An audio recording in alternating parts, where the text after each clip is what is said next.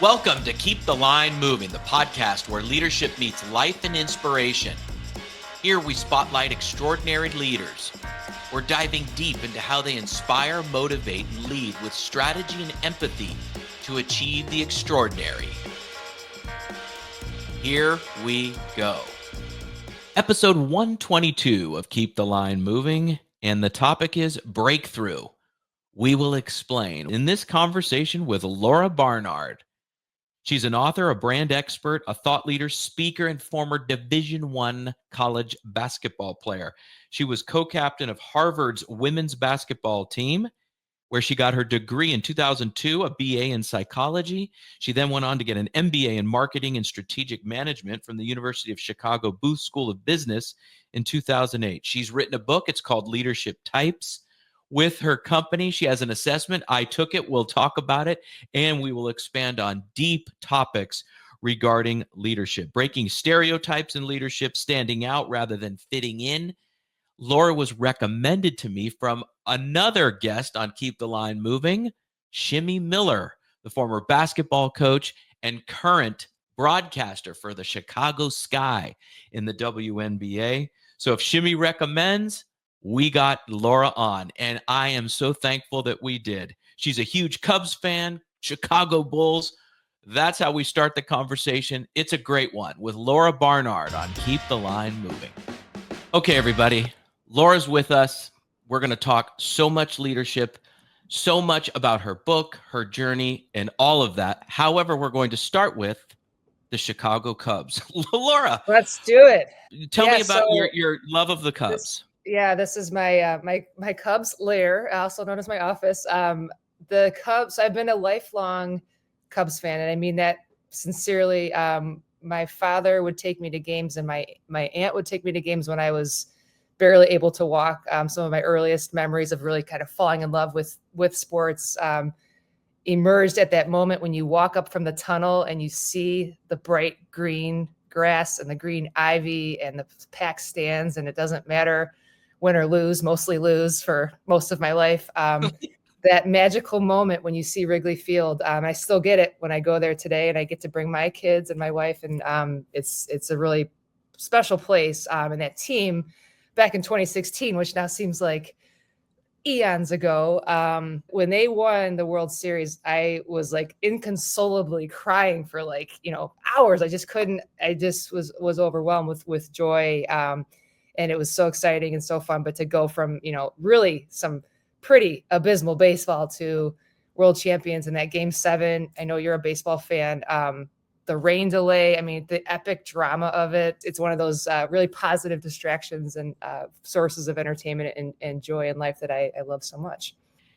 Oh my gosh. That 2016 team was so special with Madden, right? Leading the charge. We could dive into that. We can talk about the Bulls too. I mean, I'm also a huge Bulls fan, and I grew up that was also my part of my foundation. Those Bulls teams. Laura, what was that like for you? I have to, because we're talking about leadership today, Laura, Yep. And you have Phil Jackson, Joe Madden, right, of the Cubbies, right? And those are teams that won the title. But what was it about those Bulls teams that you really gravitated towards? It was really the team dynamic that captured, my imagination, my attention, and kind of the style of basketball that I ended up, wanting to play, and then ended up playing eventually at the collegiate level, which was a dream of mine.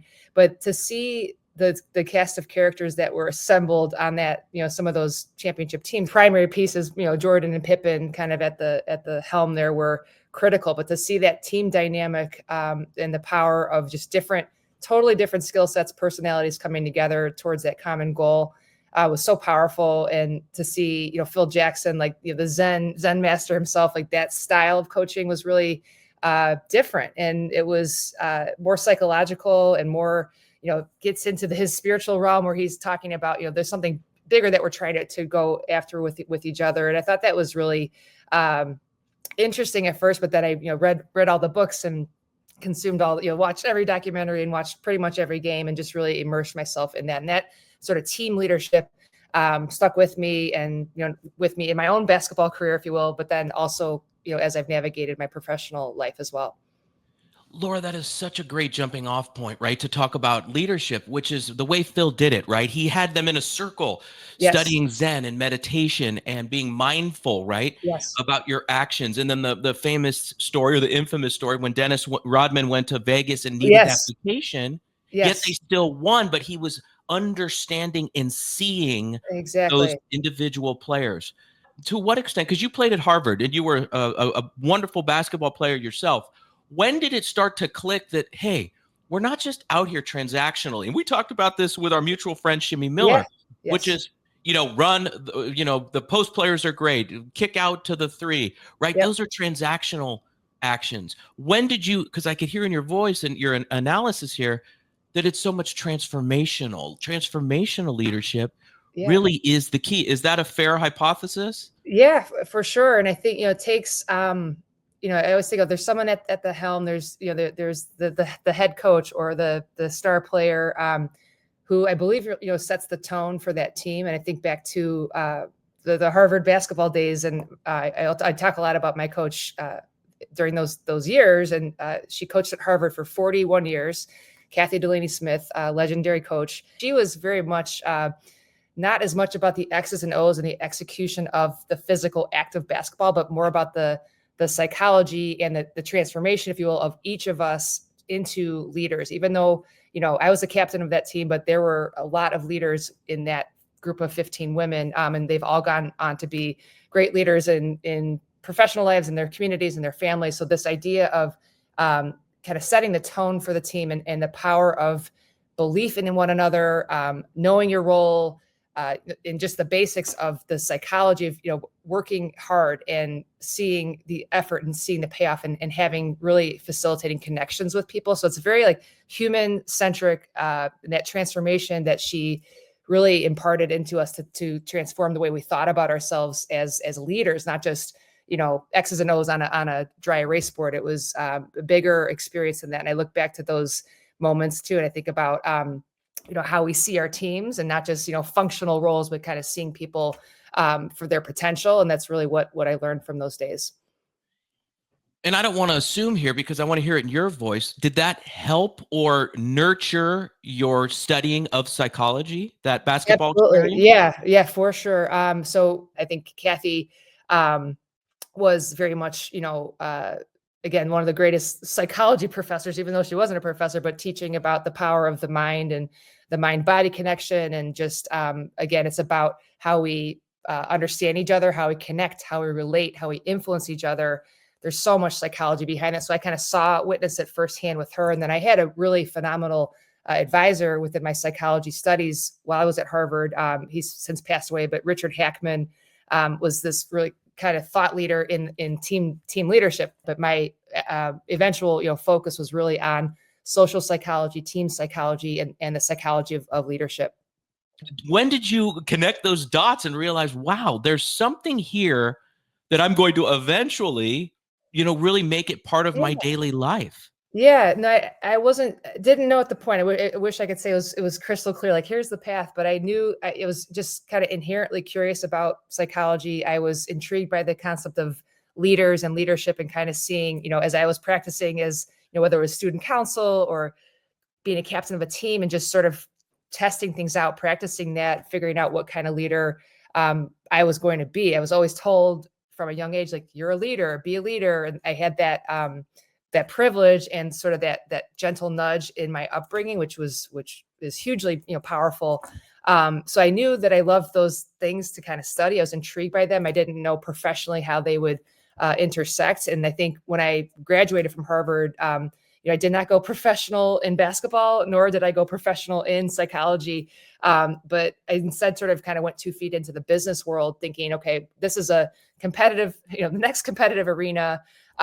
There's a lot of psychology. I end up going into brand management and marketing and sales, and there's so much psychology, behind those professions. And I thought, okay, here's a way I could apply, applied psychology. Basically, I could go, get paid to think about why people think, act, and behave in the ways that they do, understanding consumers, influencing, persuading, purchase decisions, right, in a marketing capacity. So I was able to sort of flex that, interest and that skill set that I was developing as a psychology person in a business landscape. Was it satisfying working, branding, marketing, and that corporate structure? What was it like? Did you enjoy it? I enjoyed the team aspect of being in the workplace. So I was in large global organizations, cross-functional teams, lots of resources, tons of development opportunities, tons of networking opportunities, development plans, all these things. I say I was like a kid in a candy store. I'm like, oh, this is exciting. So that was the positive. The negative, or the kind of the other side of that coin, or the darker side, I'll say, was getting kind of caught up in a little bit of things I didn't really see when I first entered the workforce, with like wide-eyed and optimistic, like anything's possible. That the real factors of bias, discrimination, stereotypes that exist in the workplace, I didn't really have to experience them growing up. I get into the workforce and I see pretty quickly that as I look up that chain to see what leaders I would want to emulate, there weren't a lot of folks who looked like me, acted like me, behaved like me. Not a lot of women, very few members of the LGBTQ community in leadership. And I said, okay, what's the problem here? What is holding folks back from, really having more of a diversity represented in leadership? And that was, I bumped my head, I'll say, on a few ceilings where I was told, I was too this or not enough that, or on these assessment tools that all these big companies use to kind of categorize your style or your personality type or your leadership style. I was often, either trying to switch into behaviors that I knew that they wanted me to be in order to be promoted, or I was being told, Laura, you're too nice, or you're be great at sales and marketing, but you're never going to be dominant and assertive enough to be a GM or a CEO. So I felt a little bit boxed in as I was trying to advance, higher up within these organizations. And I got to the place, 17 years, and I stuck with it, right? It wasn't like, oh, this is hard, I'm out. I kind of put my head down, worked hard, advanced, as fast as I could, as effectively as I could, with as much impact as I could. And I got to the place where I was head of marketing for a large global company. And literally, the higher up I got, the heat was turned up, and the misogyny was worse, the bureaucracy was worse, the bullying sort of emerged. And once I sort of saw that, I said, okay, I need to do something different. I still, love psychology, I love branding, I love marketing, I'm obsessed with leadership. I'm not able to thrive in this environment. And so I left. I like I say, kind of jumped off that ladder, and I said, okay, I'm going to start something that solves this problem that I experienced as an underrepresented leader in the workforce, as someone who wanted to have greater impact, as someone who felt categorized or boxed in, and said, okay, what can we do to break through, pun intended, break through some of these barriers? And that's really the seed of the idea was planted in my mind as I was getting up in the ranks, and sort of say, okay, what could I do to help from a leadership perspective, sort of be this extra source of support and this boost for people like me as we're advancing in leadership. And that was kind of the initial idea for BREAKTHRU. So there are people listening, and there's college grads or about to graduate from college, or they're young professionals. I have, people do comment and let us know individually, how the podcast here helps them on their journey, right? And your story is so line moving, right? Keep it moving. Exactly, Laura. Keep the line moving. What my question is, you succeeded despite that void in leadership, or that just giant hole in leadership that you articulated beautifully. How did you do that, Laura? And did you have to compromise your values at times? And you seem extremely committed to your values. You're just wonderful to visit with. And I know the listeners are feeling the same way. But how did you do it in year 15, 6, or let's back up even more, 13, 14, 15, getting to that 17th year? How did you navigate those hurdles? So early on, I really, my leadership type, and we'll talk about that a little later, but my leadership type is really rooted in being a connector. It's about relationships and building bonds and forging networks. And so it's very people oriented, bringing people together. That's the basketball player in me. And that was early on in my career in those large global matrixed organizations, right? Big cross-functional teams. That was the role that I had to play to get the business outcomes that we needed to get the job done, right? To work effectively with others, and not necessarily take charge, but just be a part of the team. As I got more into the middle part of my career, that wasn't enough. You can't just doing the job, keeping the line moving, executing well, being a team player was kind of creating, I'll say, a plateau for me of like, okay, I'm not going to advance at the rate I want to get into more leadership types of opportunities. And so I started to kind of push in my developmental discussions with managers. Okay, what can I do? What projects could I take on? What extra, could I run the intern program for the MBAs? Could I take on extra things to sort of practice that art of managing and leading, even though I did not have the title? So I had to kind of put together my own set of plans and objectives to show that I could lead, even though I didn't have the title at that point. And then I did change jobs about 3 or 4 times within that 17-year range. I wasn't put my head down at one company for that duration. So when the context is telling you the opportunity is not there, being able to intentionally kind of put your head up and look around and see, okay, what else is out there? What opportunities are out there? So I kind of got, just from that connector into this place where I was kind of looking to say, okay, what kind of be more proactive. So I flexed into this more on our leadership type model, this more visionary space where it's okay, can I bring something to life? Can I not need a roadmap handed to me by someone else, but can I drive an agenda? Can I, speak up in meetings? Can I be a voice for myself, be a voice for others? And that was kind of that bigger role that I played. Laura, I took your assessment. Protector, champion, connector. Like there's 3 Yes. overlapping little areas. Yep. Yes. So those are all, and just from the short time we've known each other, the feeling I get from you, those are all in the same quadrant, which are about the power to unite. So it's a very people-oriented quadrant. Thinking about, I talked about the connector, it's about relationships, like you're quick to kind of develop that rapport. But there's in the champion and the protector, there's a lot of kind of this, like we talk about altruism as a motivation and like protection, like protecting people, safeguarding. So how does that resonate with you? Oh my gosh. You've really hit my innards here. So accurate. I love to make room for everybody. If we're at a table of 20, I want everyone to feel seen and heard. The intern to the SVP to whomever is in that room. And I want to talk about your book, the assessment, and your business, because they're together. And how you go into companies, I think it's wonderful. Well, thank you. So the business started in 2019 with this idea of helping individual leaders build their brands. So it was very one-to-one. I would reach out to folks who I thought were doing impactful things in the world and say, hey, can I help you with your brand? And I didn't quite know what that meant because I was, a solopreneur. I knew I had the concept of breakthrough, but I said, okay, I'm just going to go one-to-one and figure out how I can help people. And it was amazing. It was impactful work, very high touch, very exhausting, not scalable.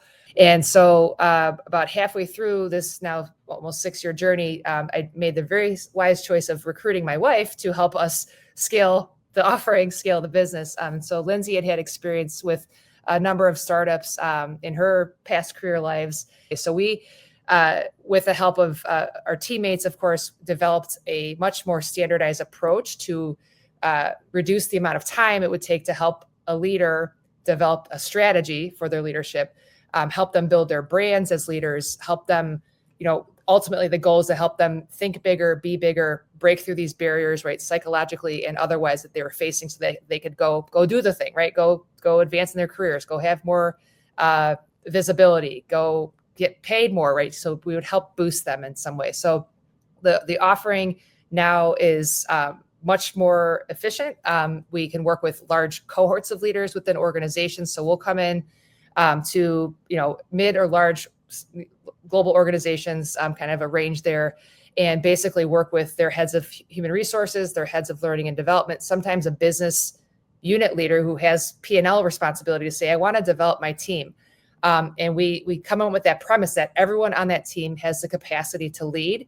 And what we can do is help basically get the insights, build a strategy, and then play back to each of those folks on that team a custom view of their leadership, what their purpose, mission, vision, values, their goals, how they position themselves, how they tell their story, how they communicate, what are their main messaging themes. So it's a very cohesive, very robust sort of fingerprint of the leader but at the basis of the work is the same. It's taking the insights from that individual, develop a strategy for them, and then help them activate their leadership in a really powerful way. And we can do that in a 4-week time frame now, where it used to take us 4 months.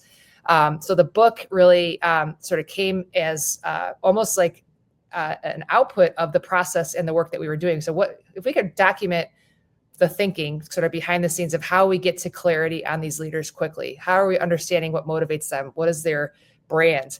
The book, it's a useful guidebook for people in this leadership journey. And it's really the spectrum of leadership empowerment, the model that sits at the center of the book. That's in our process. It's in, it's in our my workshops. It's in any talk I would give. It's sort of the centerpiece of things. So that sort of emerged as like the key asset. And that was probably like 2 years into it. We were pretty consistently using that archetype approach. As we built a database then of hundreds of leaders, we could have had a data set to look at patterns. We said, okay, how are these folks flowing, relative to these archetypes that we set out or set up? And what is really, now that we know a lot about these leaders because they've shared their stories, we kind of have that fingerprint, that report for all of them, tons of data. Can we sort of analyze what's behind the scenes of this? And we sort of codify this thing. Can we make it our own? Can we not just take this off the shelf archetype thing? Can we make it more modern, more inclusive, more expansive? Can we infuse some of the psychology of leadership that we talked about earlier? So this idea of intrinsic motivation was really intriguing to a lot of these leaders that we talked about, and kind of like getting to the crux of like, why do they do what they do every day? That was in our insights, in discovery sessions with them, we were spending a lot of time on motivation.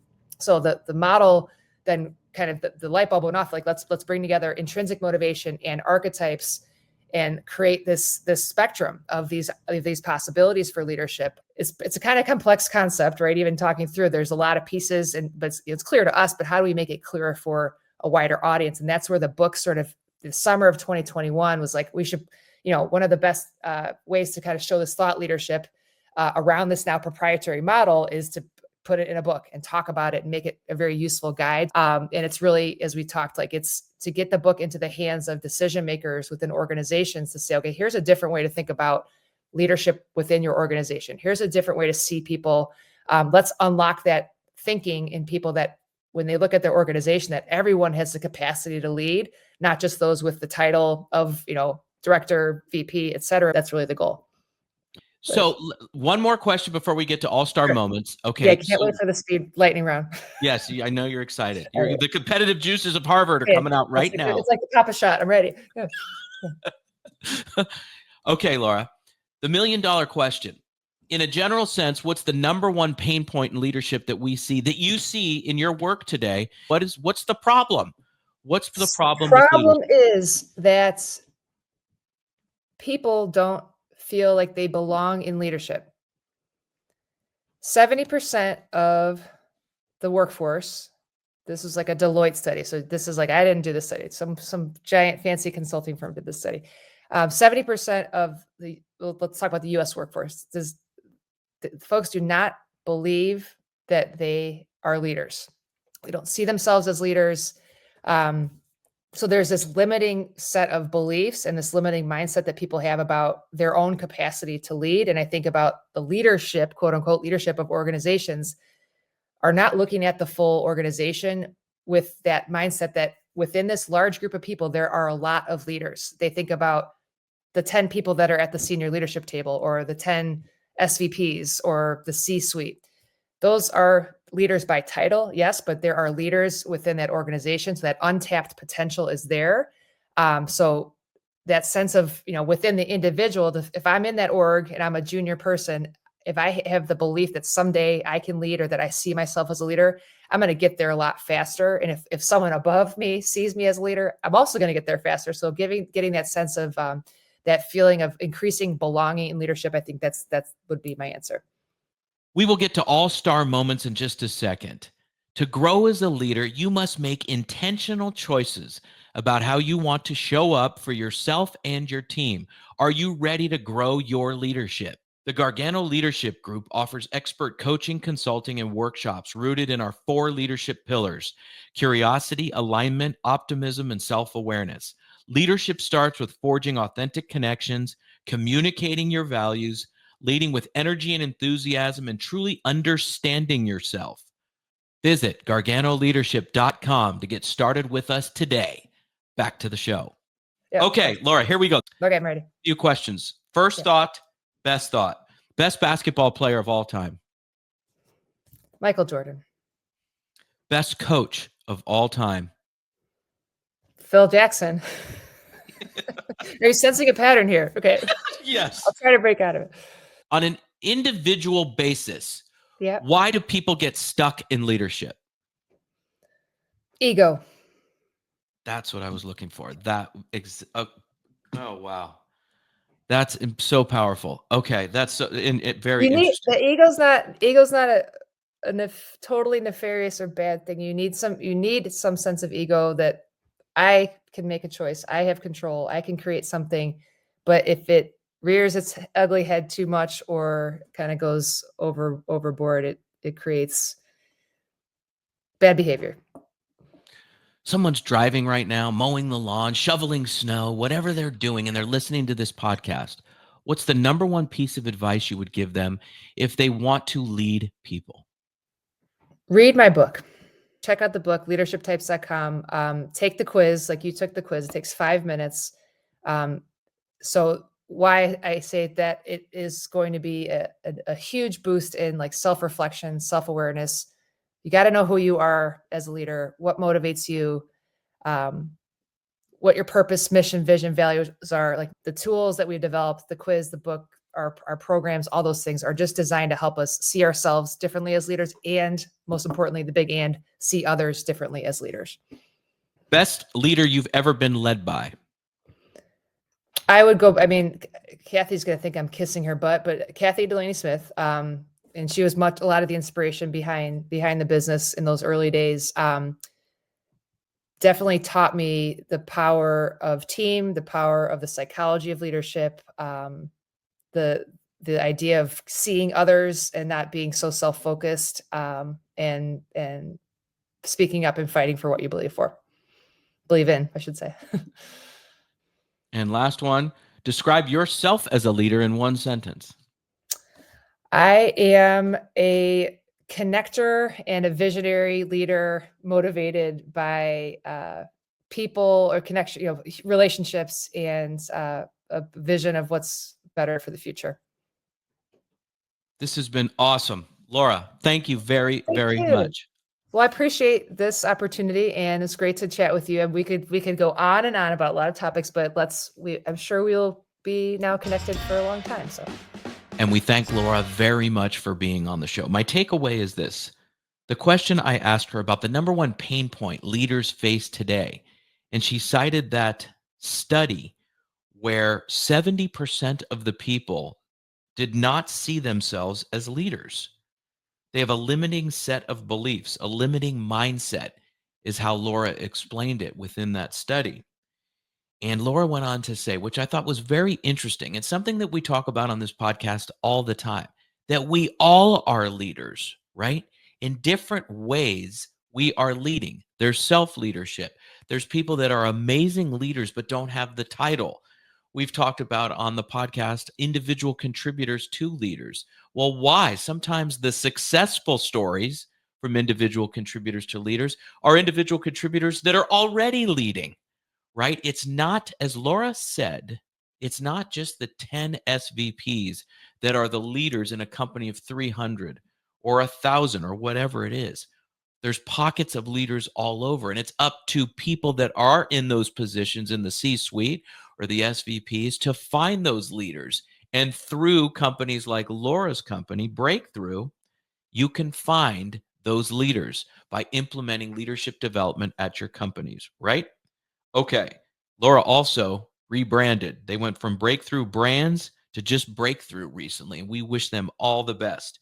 And their website is letsbreakthrough.com.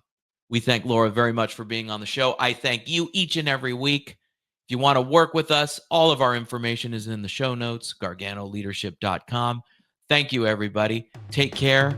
We'll see you next time. Thanks for tuning in to Keep the Line Moving. If you enjoyed this episode, give us a thumbs up, subscribe, and leave a review.